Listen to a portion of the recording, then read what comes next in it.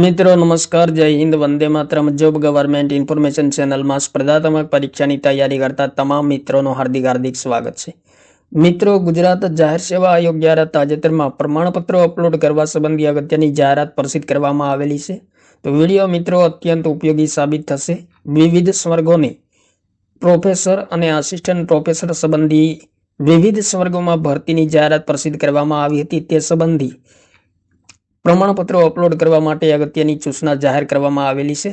તો વિગતે જોઈએ મિત્રો.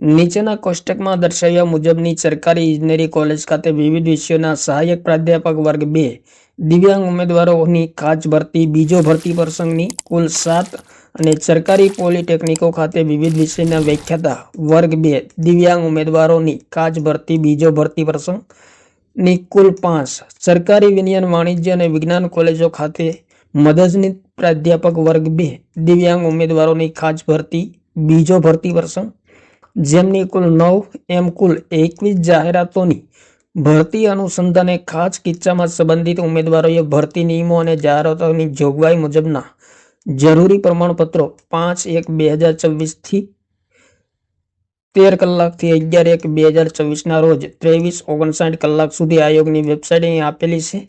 તેમના પર અચૂક ઓનલાઈન અપલોડ કરવાના રહેશે.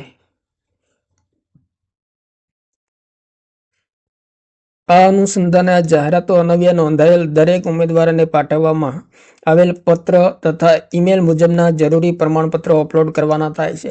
જો લાગુ પડતા જરૂરી પ્રમાણપત્રો આયોગની વેબસાઇટ અહીં આપેલી છે તેમના પર 11/1/2024 23:59 કલાક સુધીમાં અપલોડ કરવામાં નહીં આવે તો તેવા સંબંધિત ઉમેદવારોની સંબંધિત જાહેરાતમાંથી ઉમેદવારી રદ કરવામાં આવશે અને ઓનલાઈન પદ્ધતિ સિવાય અરજી મોકલનાર ઉમેદવારો પણ અરજી ચકાસણી માટે આપોઆપ અપાત્ર બનશે, જેની ખાસ નોંધ લેવી.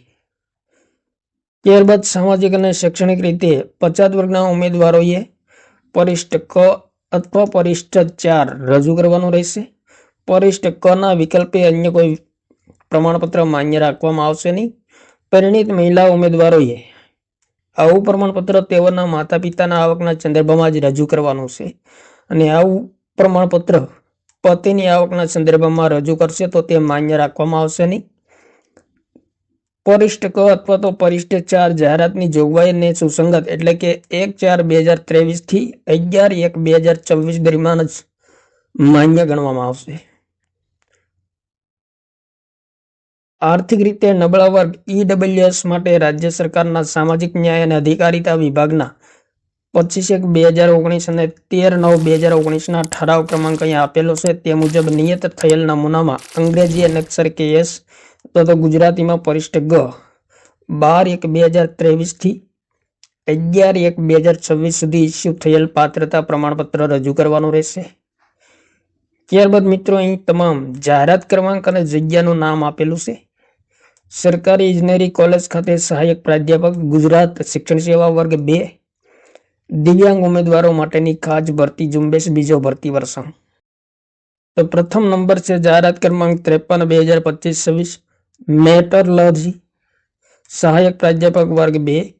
ત્યારબાદ 55/2025 ઇન્સ્ટ્રુમેન્ટેશન એન્ડ કંટ્રોલ સહાયક પ્રાધ્યાપક વર્ગ 2.